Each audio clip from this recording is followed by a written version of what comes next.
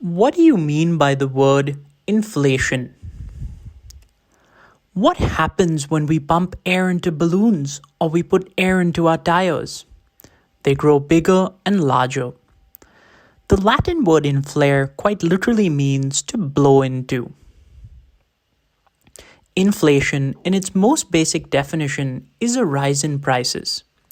Let's take an example. A ball that cost £10 in the year 2021 now costs £11 in the year 2022. We say the inflation for this year is 10%. Why does this happen? The first reason is when supply of products cannot keep up with demand. If 4 people want ice cream but there's only products enough for 2 people, the ice cream shop can raise prices. And they know that some customers will pay more. The second reason is if the cost of ingredients increase. Let's say the cost of milk goes up. In order to make a profit, the ice cream shop owner has to raise prices and we need to pay more.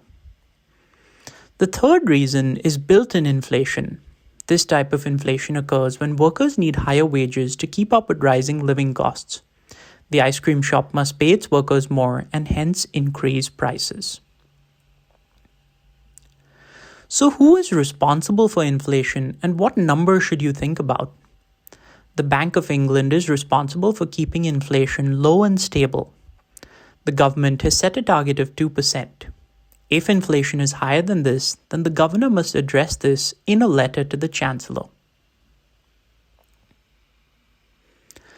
So how is it measured and how does this affect me? Firstly, you might see your gas or petrol bill has increased. You might also realize that your groceries just cost significantly more. The Office for National Statistics collects around 180,000 prices of 700 items. It uses the shopping basket approach to come up with the Consumer Price Index. So why don't you find out what is deflation?